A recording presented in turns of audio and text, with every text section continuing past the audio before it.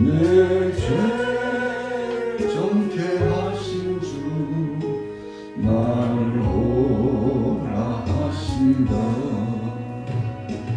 내가 주께로 지금 가오니 십자가의 보혈로 날 씻어주소서. 약하고 추해도 주께로 나가며 힘주시고 내 주함을 또 씻어주시네. 내가 주께로 지금 가오니 십자가의 보혈로 날 씻어주소서. 나로라 하심은 온전한 믿음과 또 사랑과 평안을 봐주려 함이라.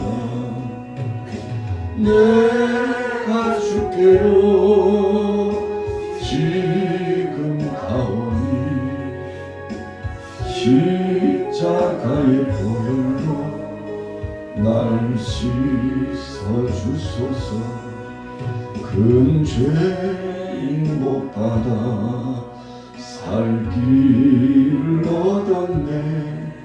한없이 넓고 그 은혜 베풀어 주소서. 내가 주께로 지금 가오니 십자가의 보혈로 날 씻어주소서.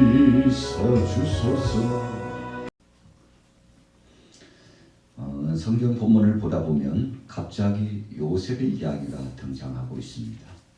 우리가 성경은 하나님의 말씀으로서 특별히 하나님께서 복음주의적인 섭리를 나타내시고 하나님의 뜻을 밝히 알려주시고자 하시는 그런 뜻이 계셔서 세상에 있는 모든 일들을 담지는 않았죠. 그 중에 핵심적인 것, 하나님께서 바로 우리 인생들에게 알려주시고자 하시는 뜻에 대하여서만 함축하여 말씀해 주신 것이기 때문에 그렇습니다. 많은 형제들이 있었죠. 그런데 그 형제들 가운데 요셉에 대해서 구체적으로 성경은 말씀하고 있습니다. 자, 왜 그랬을까요? 하나님께서 바로 그 요셉을 쓰시고자 하시는 그런 섭리가 있었기 때문에 그렇습니다. 1절 말씀에 보면 그렇다면 요셉은 어디에 머물러 있었을까를 부각시키고 있습니다. 야곱이 가나안 땅 곧 그의 아버지가 거류하던 땅에 거주하였으니 야곱의 족보는 이러하니라. 요셉이 17세의 소년으로서 그랬습니다. 약속의 땅 가나안 땅에 아버지와 더불어 머물러 있었을 그때를 출발로 해서 하나님의 말씀이 시작되고 있습니다. 그의 나이가 17세였는데 소년의 시절에 하나님께서 그를 얼마나 사랑하시고 그를 통해서 영광받고자 하시는지를 나타내 주셨습니다. 그러면서 첫 번째 우리에게 주시는 말씀 생각해 보면 요셉의 성품이 어떤가를 말씀해 주고 있습니다. 2절 중반절에 보니까 아버지의 아내들 비라와 실바의 아들들과 더불어 함께 있었는데 그가 그들의 잘못을 아버지에게 말했다 그랬습니다. 자, 좀 나쁜 표현으로 보면 요셉은 아버지에게 형제들의 일에 대해서 시시콜콜 다 고자질했던 사람 가운데 한 사람이죠. 그러나 긍정편에서 이 말씀의 내용을 분석하고 해석해 보면 요셉은 정직한 사람이었습니다. 선을 추구하기를 기뻐했습니다. 아버지 앞에서 반듯한 삶을 살기를 원했습니다. 그래서 의로운 삶을 살기를 원했던 요셉의 시야와 그의 심정으로 보면은 형들의 잘못된 삶, 어그러진 삶, 그리고는 거슬리는 삶이 용납되지 않았다는 것입니다. 아버지 앞에 온전한 삶을 살기를 원했던 요셉의 성품이 있었다는 것을 볼 수 있습니다. 우리가 어린아이들을 보면 어려서부터 그 살아가는 삶의 방식들이 사뭇 다르고 말을 하는 것이나 행동하는 것이라든지 그 성격과 성향이 여러 자녀들이 있지만 다 다르다는 것을 알 수 있습니다. 그런데 요셉의 성격과 성향은 그들의 잘못을 아버지에게 말했다라고 하는 것은 어찌 보면 그 형제들, 사랑하는 형제들, 사랑하는 마음이 요셉의 마음속에 있었다는 것입니다. 17세의 소년이면 어린애 코일리기가 아닙니다. 철이 들 나이입니다. 어찌 보면 결혼도 했을 수 있는 그런 나이죠. 그래서 요셉은 그냥 아버지에게 형제들의 잘못을 고자질하는 차원에서만 그렇게 하지 않았다는 것입니다. 그 형제들이 엇나가고 잘못된 삶을 살아가고 있는 것을 바르게 해서 함께 어우러져 가족 공동체가 온전한 중심으로 살아나가기를 소원하고 있었다는 긍정적인 부분이 바로 그에게 있었다는 것입니다. 자, 그 다음에 3절 4절에 보면 아버지는 요셉에 대해서 어떻게 생각했는가 하는 것입니다. 3절에 보니까 요셉은 노년에 얻은 아들이므로 이스라엘이 여러 아들보다 그를 더 사랑함으로 그를 위하여 채색 옷을 지었더니 그랬습니다.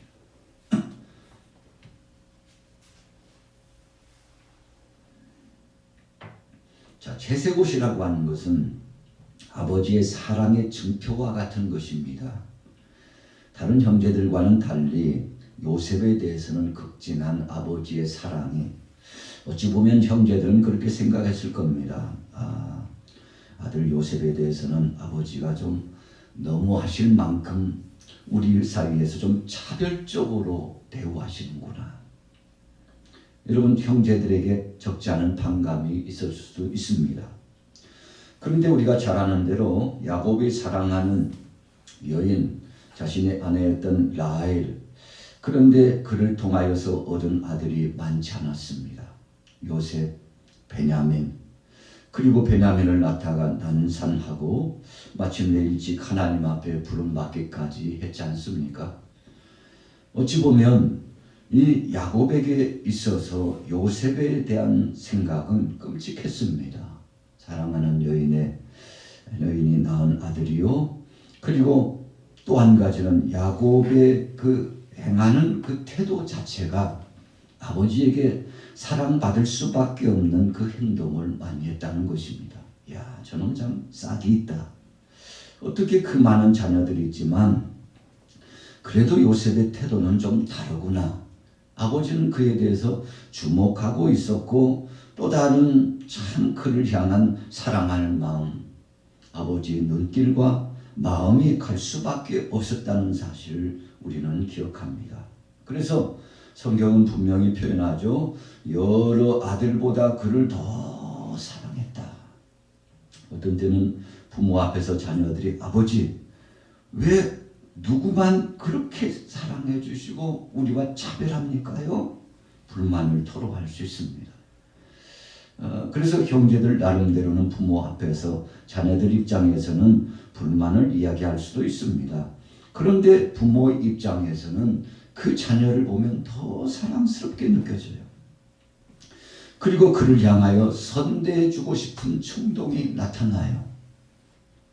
부모 입장에서는 또 할 말이 있지 않습니까? 야, 너희들은 그래도 네 동생만큼 그 자식만큼 내게 대하여 정말 온전하고 바른 태도를 보이지 않았잖아.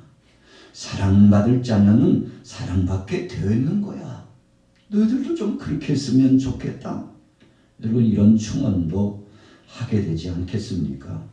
자, 어쨌든지 오늘 야곱이 사랑하는 자녀들을 대하는 그 마음 씀씀이 가운데 대표적으로 12자녀가 있었다면 그 자녀 가운데 가장 관심이 가는 자녀는 바로 요셉이었다는 사실을 기억합니다. 어렸을 적부터 요셉은 부모 앞에서 좀 색다른 자녀였다는 것입니다. 그렇다면 거기에서만 끝났을까요? 오늘 37장 말씀 이후부터 하나님께서 우리에게 말씀하시고자 하는 것은 하나님 앞에서도 겸비한 인물이었다는 것을 말씀하시고자 했던 것입니다. 사실 요셉이 형들의 미움을 사가지고 오늘 본문에 보면 그가 아버지의 심부름을 통해서 자신들 앞으로 오는 것이 참 절대적인 기회라고 생각을 하죠. 그래서 앙심을 품고 미움의 마음을 가지고 있었던 형제들이 야, 참 저는 꿈꾸는 자가 오는데 우리를 비하시키고 저는 높이 올리고 우리를 생각하기를 발의 때만큼도 생각하지 않는 놈이잖아. 여러분 어찌 보면 형제들은 적지 않게 불만이 있을 수 있었지 않습니까? 이 형제들 가운데서도 주도적으로 역할을 했던 사람들은 2절 후미에 나타나고 있는 뭐라고 말씀했습니까? 그의 아버지의 아내들 비라와 실바의 아들들과 더불어 함께 있었는데 그들의 잘못에 대해서 아버지에게 그들이 보면요 고자질을 많이 했던 동생인데 저는 이 광야에서 됐다 이번이 기회다 생각하고 죽이려고 도모까지 했으니 그 미움과 증오가 얼마까지 올라갔는지 우리는 짐작해 볼 수 있습니다. 아무리 미웠다고 할지라도 형제를 죽이려고까지 생각했다는 것은 쉽지 않습니다. 그만큼 어찌 보면 또 다른 한편에서 요셉과 또 다른 그 형제들과의 관계가 살얼음판을 걷는 듯한 이 냉각 분위기가 조성되고 있었다는 사실을 기억해 볼 수 있습니다. 자, 요셉을 죽이고자 했습니다. 그런데 그때 21절에 보세요. 루벤이 듣고 요셉을 그들의 손에서 구원하려 하여 이르되 우리가 그의 생명은 해치지 말자 그랬어요. 많은 형제들이 있었지만 그러나 그 중에서 루벤의 생각은 조금 달랐다는 것이죠. 그래도 인지상정이라고 선한 마음을 갖고 그래도 동생인데 우리가 아무리 형제간에 밉다 할지라도 그렇게까지 하는 것은 사람으로서 할 도리가 아니라고까지 그렇게 생각을 했던 루벤의 좀 어찌 보면 따뜻한 마음이죠. 루벤의 속에도 불만이 있을 수 있었을 것입니다. 그러나 자신에게 찾아오는 반감과 동생 요셉을 향한 어찌 보면 미움의 감정을 고지 그대로 그렇게 해석해서 그를 증오하고 그를 징벌하고자 하는 것까지는 이르지 않았다는 것입니다. 우리가 여러 사람들이 있지만 어떤 사람들은 자신의 마음을 제어하고 절제하는 사람이 있는가 하면 어떤 사람들은 자기 마음속에 나타나는 충동대로 행하고자 하는 사람도 있습니다. 물론 성격의 차이겠죠. 루벤은 그 성향과 성격이 동생을 지키고자 했습니다. 어찌 보면요 당연한 것이지만 나중에 보면 루벤이 이 관계 때문에 이 선한 말 한마디 때문에 복을 받는 사람이 되지 않습니까? 그래서 우리가 복을 받는 것도 한마디 한마디의 말을 통해서 우리의 행동을 통해서 복을 받기도 하고 저주와 심판을 받기도 한다는 사실을 발견해 볼 수가 있습니다. 그래서 구덩이에 던지죠. 그러나 시간이 지났는데 25절 후미에 보면 이스마엘 상인들이 지나가게 되는데 구덩이에 던져서 그럴 바에야 팔아먹자고 또 생각을 하게 되죠. 자, 성경 한번 읽어볼까요? 26절, 27절 같이 읽어봅니다. 시작. 유다가 자기 형제들에게 이르되 우리가 우리 동생을 죽이고 그의 피를 덮어둔들 무엇을 할까? 자, 그를 이스라엘 사람들에게 팔고 그에게 우리 손을 대지 말자. 그는 우리 동생이요 우리의 혈육이니라 하매 그의 형제들이 청정하여더라. 사람의 생명을 존중하고 귀하게 여기는 사람들은 하나님께서 기뻐하시는 것을 볼 수가 있습니다. 루벤이 첫 관문을 열었죠.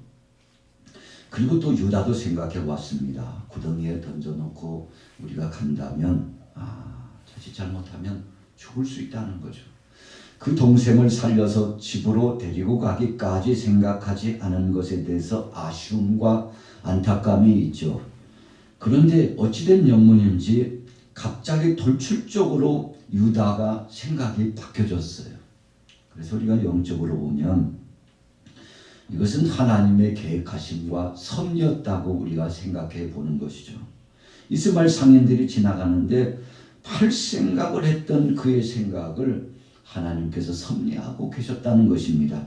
여러분, 그래서 어떤 때는 우리가 참 이해 못할 일입니다만 그 이해 못할 상황 속에 하나님의 계획하심과 하나님의 역사하심, 이끄심이 있었다는 것입니다.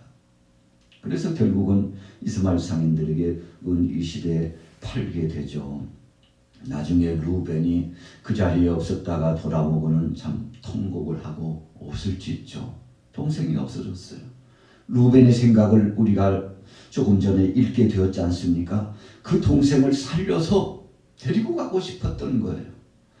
여러분, 그러나 이미 떠나버렸고 팔려가버린 그 상황 속에 29절에 오면 참 적나라하게 표현이 되어 있죠.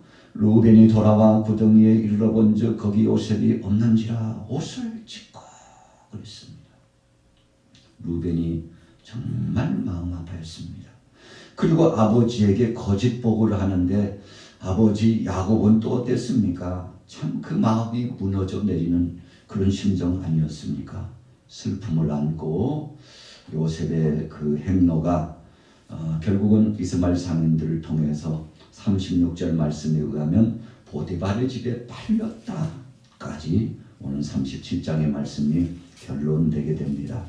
한마디로 종살이로 팔려간 신세가 되었는데 17세에 꿈을 꾸게 하시고 그 꿈 때문에 미움도 받고 적지 않게 고통을 당했는데 요셉의 어려운 삶들이 시작되고 있습니다.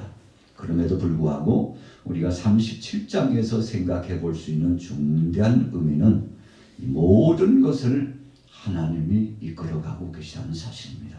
오늘 하루도 여러분들의 모든 삶 가운데 하나님의 계획하시는 섭리가 어디서부터 시작해서 어디로 흘러가고 있는지 하나님의 뜻과 하나님의 관점에서 생각해 보시고 어떤 때는 억울하고 어떤 때는 마음 아프고 어떤 때는 괴롭고 고통스럽고 참 이 상황을 받아들일 수도 없는 상황이기도 하고 여러분 이런저런 해석과 생각이 있지만 하나님이 하시고 계시다 이런 생각을 갖는다면 좀 더 여유가 있고 여러분들이 깊은 의미를 가지고 믿음으로 살게 될 줄로 믿습니다.